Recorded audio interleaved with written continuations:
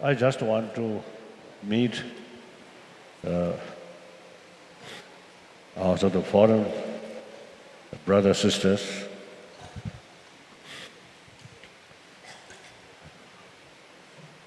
Firstly,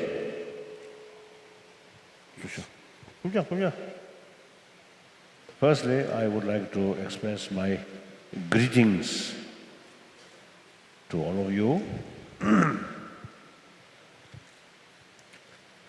Then,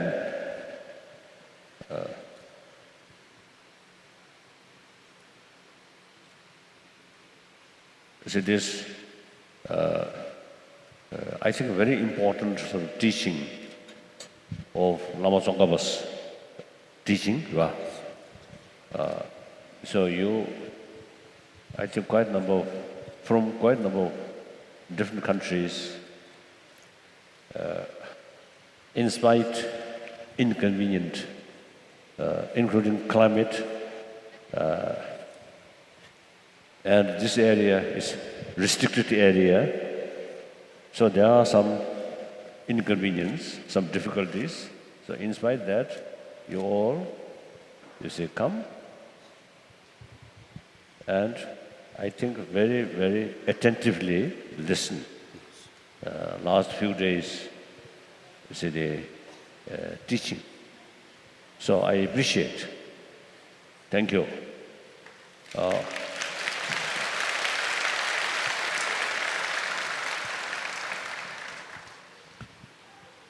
Now today, just a few points I want to tell you. Firstly, we all part of the 7 billion human beings. So naturally,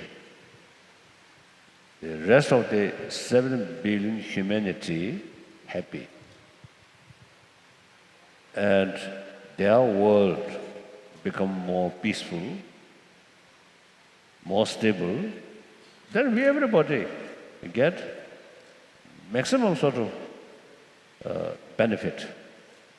If world remain turmoil, turmoil, and society where too much competitive sort of feeling and distrust, then we everybody, you see, get some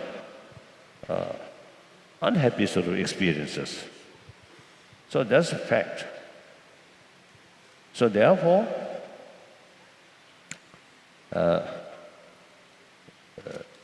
I think we, every single human being of the humanity, I think, you see, have to take some serious concern about humanity on this planet.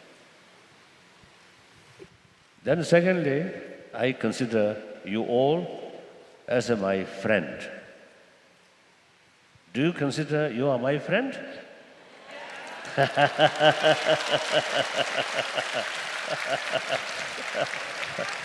So as my friend, then naturally,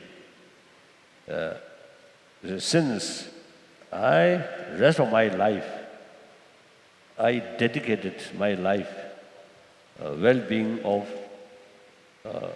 course, from Buddhist term, entire sentient being, but directly humanity on this planet, then of course other sentient beings on this planet, of course we, you see, directly involved, right?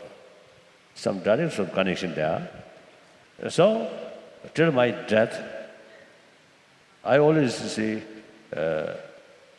think how to serve them, how to sort of help them. So you consider yourself as a friend of me. So please, my friends, you also should think about these things. So since you are one of your close friend, Tenzin Gyatso, committed that way, So, my friend, please think. You see, try to do something for benefit of others. Then also, another my commitment is, I am Buddhist.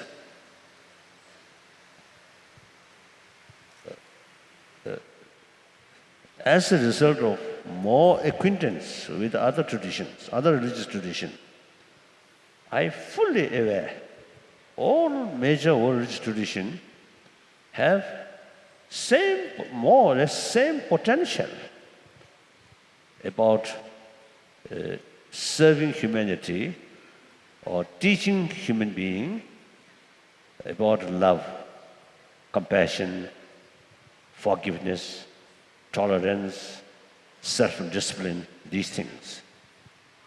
So there is plenty of reasons we can work together, and also plenty of reasons to respect all these major teachings. So on the basis of mutual respect, mutual admiration, we can promote genuine harmony on the basis of mutual understanding, mutual respect. So you, as my friend, please keep in your mind that point also. Now in this sort of field, sometimes we feel the problem is huge, immense. No one individual seems to say, cannot do much. Yeah. She seems to say helpless. I think that sort of way of thinking, that kind of sort of impression, right? That kind of sort of feeling is, I think, wrong. The change on global level very much depend on community level. The community means combination of individual. So one individual, you see, make some effort, promotion of human value, promotion of religious harmony, and share with your friend. Say, your friend, 10 people, share with 10 people. And each of them also you should have another sort of, each 10 sort of friends. That means 100 people. Then 1,000, 10,000, like that. That's the way, you see, to share these views and these sort of sense of responsibility. So we individual, all these things, firstly, start from individual level. Individual level, say, oh, I cannot do much. Then expect something, sometimes people call miracle. I think to the Buddhist, miracle from Buddha, I think nonsense. I think about 3 years ago, I think some of you already sort of heard. I think majority of you may not know, may not heard. About 3 years ago, in Patna, the capital of Bihar state, the Bihar state government constructed one Buddhist temple there, a wonderful temple, very good. So the Bihar state government invited me to participate in that sort of the open ceremony. So I went there. Then the chief minister, in his chief minister's speech, you see, he mentioned, due to Buddha's blessing, his state rapidly prosper. He mentioned that. Then, in my turn, my talk, of course, I know the chief minister quite well, so I express that gathering, their meeting. If Bihar state's prosperity, Should prosperity depend on Buddha's blessing, or due to Buddha's blessing, more prosperity can achieve. If that is the case, if that is so, then your poor state much earlier developed. Because Buddha's blessing lasts 2,500 years, already Buddha's blessing there. So it is, then I told, the Buddha's blessing must go through able chief minister's action, not from there. So like that.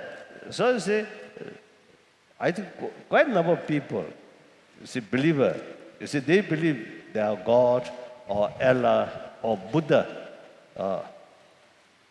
You see, some miracle things through prayer, some miracle things may happen. I think that is unrealistic, particularly according to Buddhism. This is unrealistic.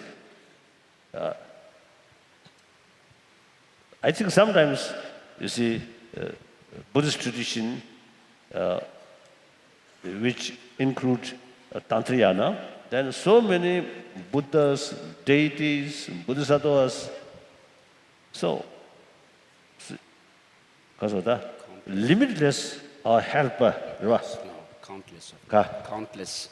We have countless helpers. So the other day I mentioned, Jangchup Lamrim Teachings.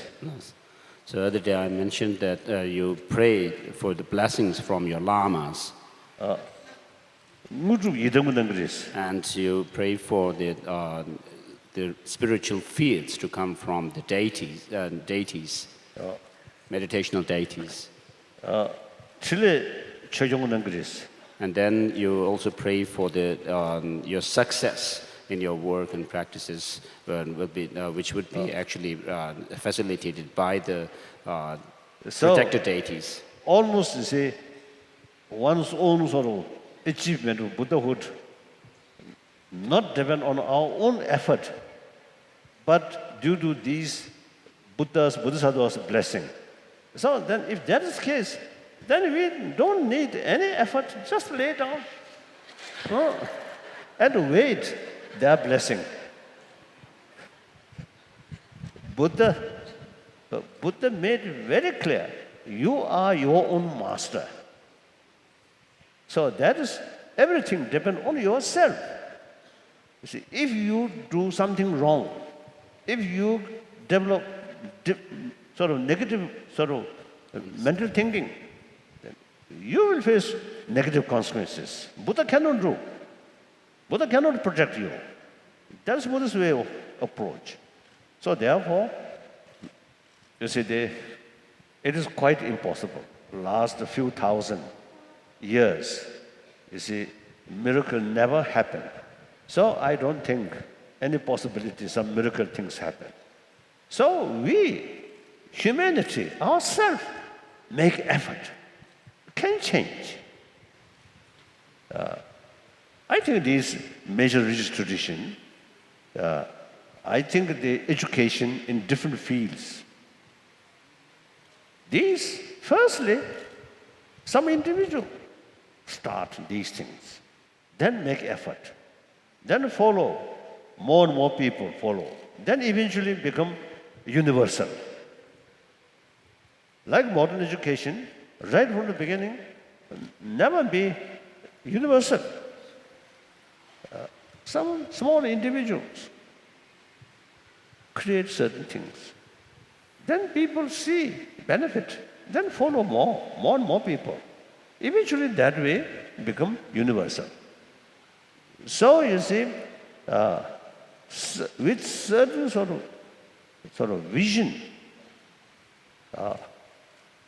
not like educated world, very good, and no longer poverty, disease, wonderful.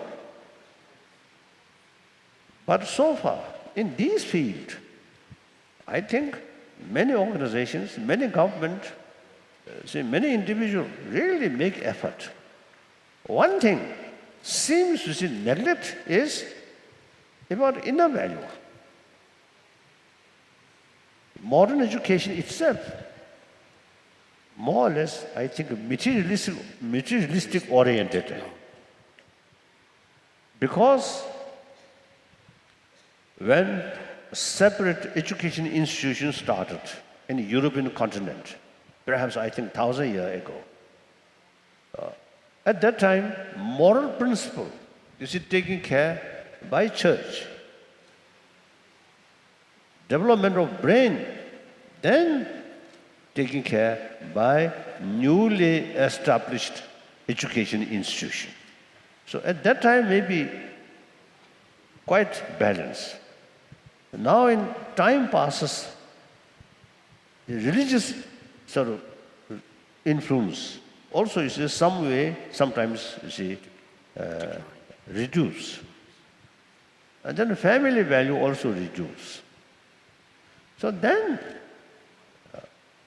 meantime, as a result of lack of moral principle, for example, marvelous scientific achievement also sometimes become source of destruction, source of fear. And economy, supposed to see bring happiness, satisfaction, prosperity to everybody. But economic development also, you see, create huge gap, rich and poor. Not only global level, but also individual, the national level, also you see this gap. Then also, you see, in various sort of concerns of the field, corruptions, injustice, right? Always happen. Even religion also, religious institution also sometimes corrupted. Individual religious person also sometimes corrupted. All this lack of moral principle, lack of self-discipline, that's entirely lack of moral principle. Then moral principle is the source of self-discipline, out of awareness. If I do this, immediate some benefit, but long run, harmful.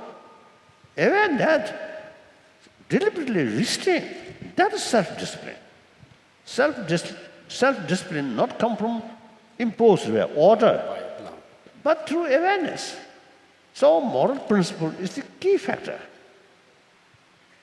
So we already, I think if present situation go continuously, economy certainly will improve. But then ecology problem, also you see, not adequate check, right? Not adequate measures, right? These are lack of sort of principle. Think national interest is more important than the global interest. So these also related with moral principle. A lack of oneness of, lack of awareness, oneness of humanity. So therefore, see, I think you know more. I think a lot of problems which we are facing is essentially lack of moral principle. So therefore, we have to make effort to promote moral principle. If moral principle based on religious faith, then it becomes very narrow. Quite large number of non-believer. Then no way to make awareness these people the importance of moral principle. So we must find secular way to promote these things through awareness.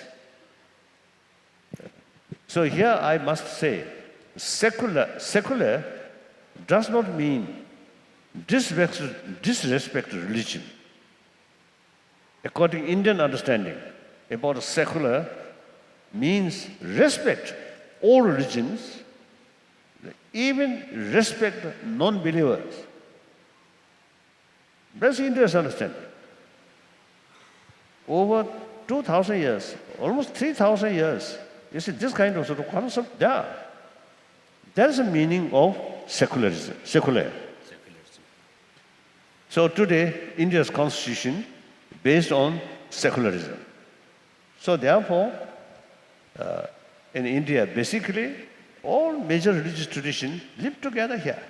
Occasionally, some problems here and there. That's understandable.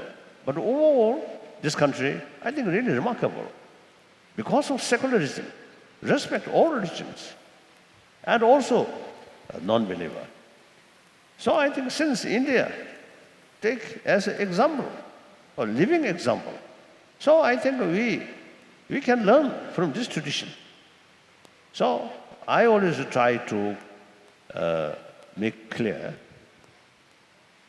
irrespective whether believer or non-believer, the ultimate source of happiness, inner peace, is moral principle. What is moral principle? Some kind of belief God or some mysterious things, not that.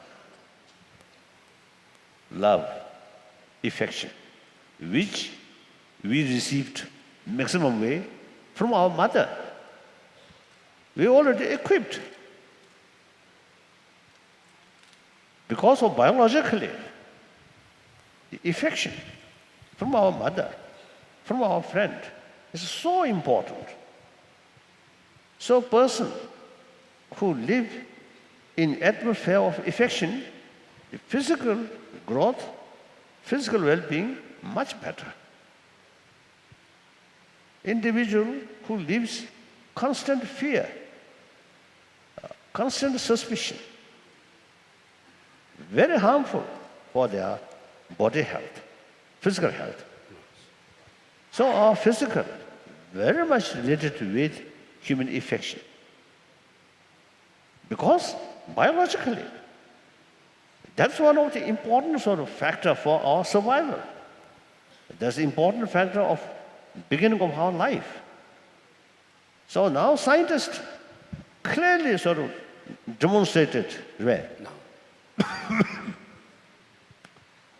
constant fear, anger, hatred, actually eating our immune system. Whereas more compassionate mind, that brings inner strength, self-confidence. That brings inner peace. That creates automatically much more easier to communicate with other human brothers, sisters. Keeping here fear, then automatically you remain distant from the rest of the community. That brings loneliness, very bad for our health. So therefore, these are moral principles based on biological factor, nothing to do with religion. All major religions actually, you see, realize that fact, and then utilize different philosophy. Some say, oh, there's God, infinite love. And we Buddhists say Buddha, like that. So all major religious tradition, you see, they realize that value and utilize different philosophical sort of views as a sort of way of approach to promote these things. So now we, in modern time, without relying on religion, if you have religion, it's very good to add that practice. Even without religion, use our common sense and common experience, you get conviction. Inner peace is very important for our health, for a healthy family, for a healthy marriage. Everything very much related with trust. After all, we human beings, social animal. The key factor to bring together, to remain harmony, that's trust, friendship. Friendship, even animal, like bees, and some ants, some other sort of bigger animal, those social animal, they have no religious faith, no constitution, no police, no government, but biologically they know individuals' sort of well-being depend on rest of the community, their community. So we also social animal. So we need friendship. Friendship entirely based on trust. Trust based on honest. Truthful, honest, then develop trust. If you remain suspicious way, remain distance, how can expect trust from other? No. False, never. False creates fear. Fear is just opposite of trust. Money, no. I think those some billionaire, I know quite well, very rich, but as a person, very unhappy person. So money fail, bring inner peace. Sometimes money, you see, brings more suspicion, more distrust, ultimately more loneliness. So therefore, the only sort of emotion, or I think only mental factor which brings honest, truthful is self-confidence. Self-confidence also, you see, two kinds. Blind self-confidence, that's dangerous. But self-confidence with positive reason, that is genuine sort of source of honest, truthful. So, positive self-confidence entirely depends on sense of well-being of other, concern of well-being of other. Once that is there, then very basis which usually creates fear, suspicion, they're no longer there. You trust you as a human brothers, sisters. You sincerely show them your sincerity and tell truthful, honest. Through that way, we develop genuine trust, genuine friendship. Then everybody within that atmosphere, very happy. Clear. So therefore, whether accept religion or not, you must realize these basic human values. So firstly, you yourself, think more under sort of different style of hair, same brain. So think more, whether it's a shaved head or long hair, doesn't matter. The brain is same. So hairstyle or size of nose, not much related with human intelligence. So we all have the same human intelligence. Now think, utilize human intelligence unbiasedly, objectively, and read some of the scientific findings, and also look world events or events within your own neighbors. Those neighbors, you see, who have more compassionate sort of family, much happier, less fear. Those are family neighbors, very rich, luxurious cars and luxurious sort of building, but lack of human affection. So full of, sort of distrust, suspicion, loneliness. They never have sort of joyful life. So you see, use our common sense. It's steady, like that. So that's the way to promote human value. Human value itself is secular ethics. So the way to promote that, also generally speaking, theistic, secular way. secular way, like that. Then on top of that, if you add some sort of, for example here, some Buddhist method, sort of Buddhist reasons, also immense help to increase or strengthening these basic human values. So please think more these things. Then, firstly, you yourself should commit it. These values should be part of your daily life. Then share with more people. That's the way. And actually,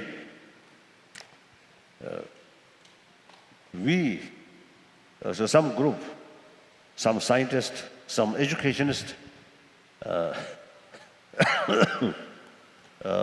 last few years, as a result of discussion, the importance of secular ethics and modern education system, that's lacking.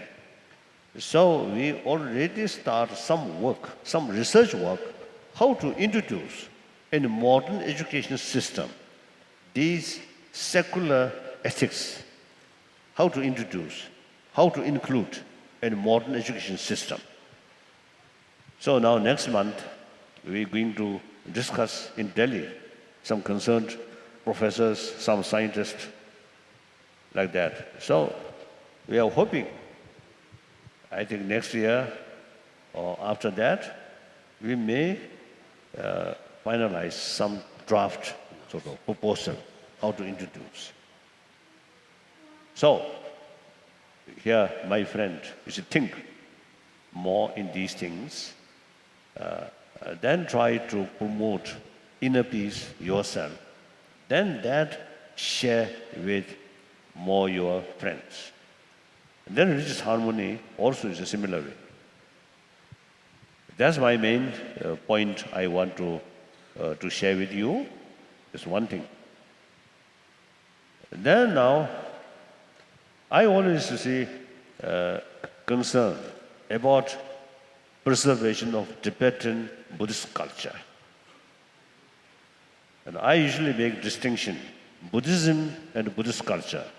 Similarly, Christian religion and Christian culture. Always Muslim religion, Muslim culture. Always there. Because culture means related with the society, a community. Religion mainly related with individual. So here also is a Buddhism, Buddhist religion, Buddhist culture. Two things. I have sort of very clear example. Tibetan Muslim community.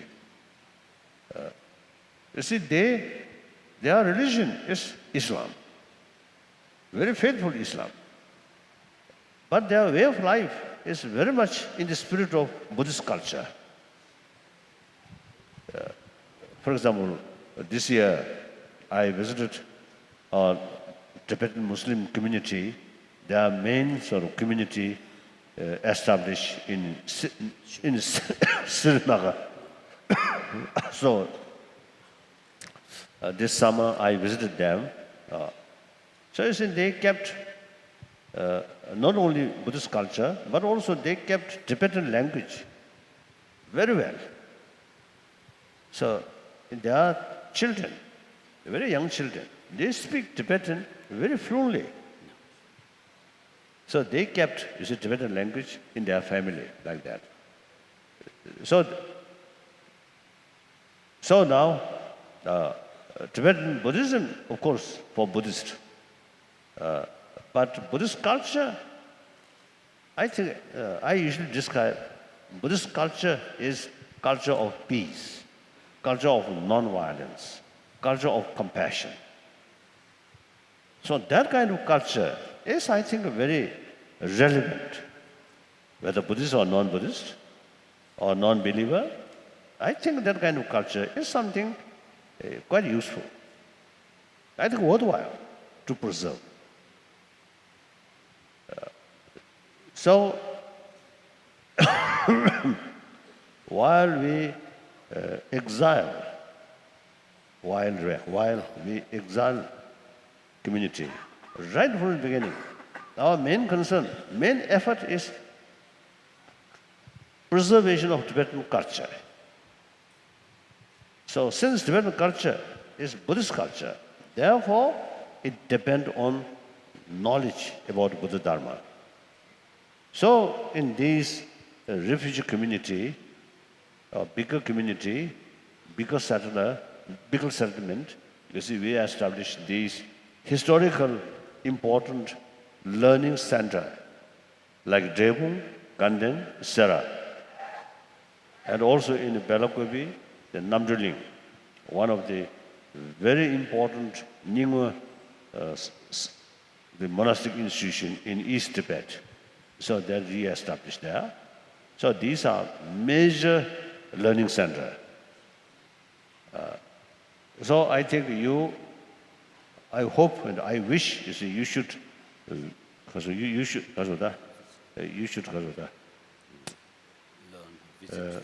look or you should observe the monk student.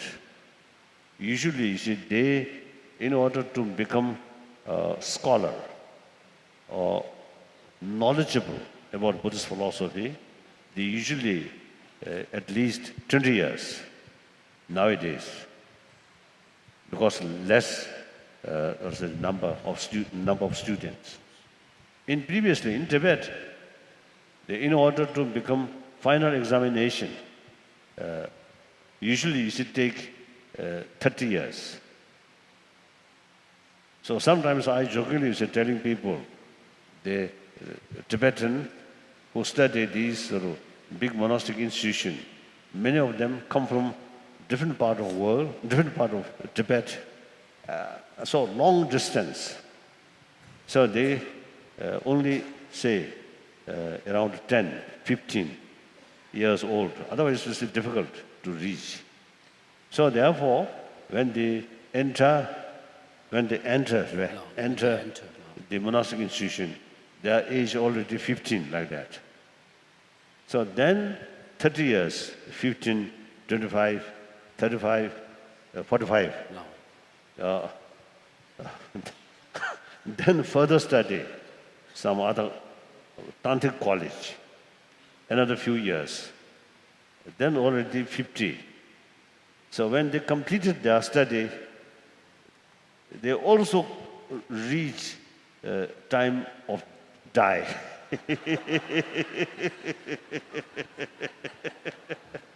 So when they completed their study, then real retirement also then come to near like that. So I think we, as usually I mentioned, you see, Tibetan Buddhism is truly lineage of Nalanda tradition. So I think now you already witnessed these few thousand monks. They, at least 20 years they study. You see, this is the way to preserve the Nalanda tradition. Firstly, root text wrote by those Nalanda masters, and 2nd century, 3rd century, 4th century, next few centuries, the Nalanda institution is the key factor, major most important learning center in Buddhism, of Buddhism in India. I think Takshashila, then Nalanda, then Brikamalashila. But these three institutions, I think historically very, very important learning center. So the person who introduced Buddhism in Tibet himself, his name, Shantarakshita, come from Nalanda, one of the top master of Nalanda. He invited by Tibetan emperor, 8th century.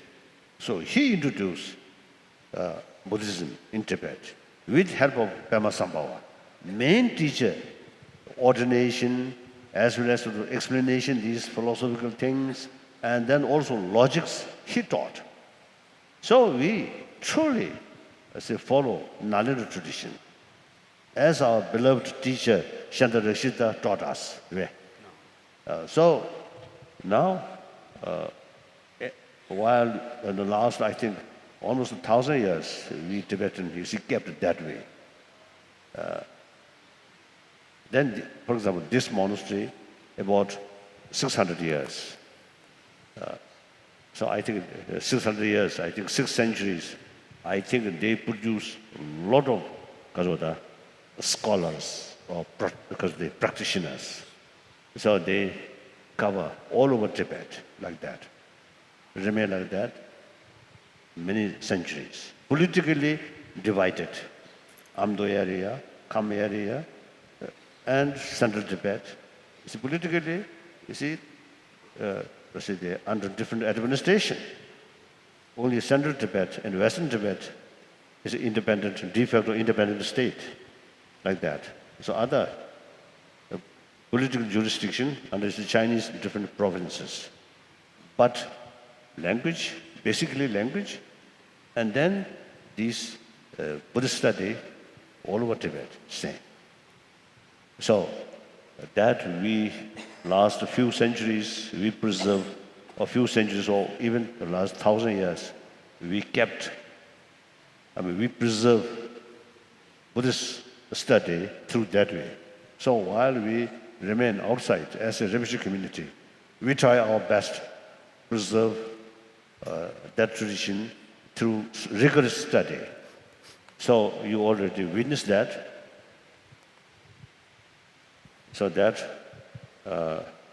So some people who have some showing interest about Buddhism, about Tibetan Buddhism, then tell them the Tibetan Buddhist tradition is Nalanda tradition. So they carry, even difficult circumstances, they carry the effective way to preserve these traditions quite rigorously, like that.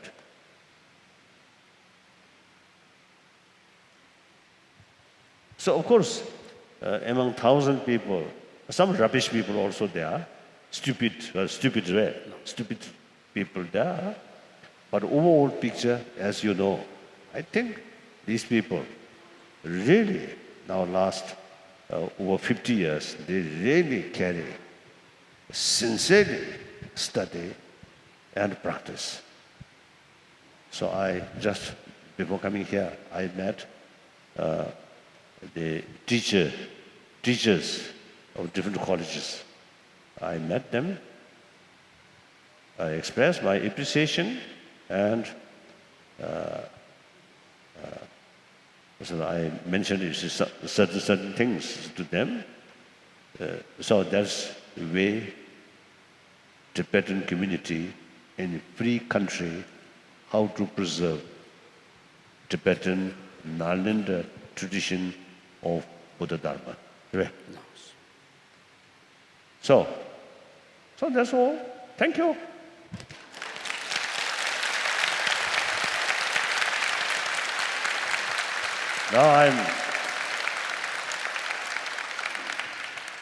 Now I also, you see, looking forward more comfortable hotels and climatically also is cooler. I'm looking forward. I think many of you also looking forward to more comfortable area, comfortable place. Thank you. Goodbye.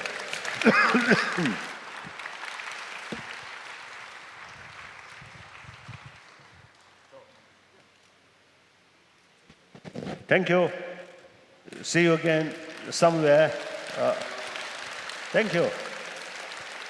So in any way, whether we meet or not, you see, those are also the point which mentioned Lama Tsongkhapa, I think really beautifully, logically.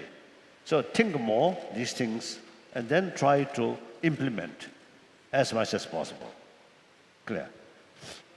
Those people who have not much sort of interest about Buddhism and consider himself or herself not as a believer, but these, you see, the philosophical viewpoints as an academic subject, quite interesting, isn't it? These things, I think one time I met one sort of Indian scientist, quantum physicist, one Indian, nuclear physicist, Rajaranam, right? Raja Ramana, few years ago. He told me, he as a nuclear physicist, and he mentioned, he found one Nagarjuna's writing, he found the concept of quantum physics already there. So he, as an Indian, you see, he feel very proud. The quantum physics in modern world is something new sort of concept. Right? And in India, 2,000 years ago, already that concept already is found. He mentioned that. So this as an academic subject, not as a religious sort of subject, but simply academic subject, I think quite interesting to study and discuss Western philosopher, Western thinkers, and also scientists. I think quite useful. Thank you. Thank you much.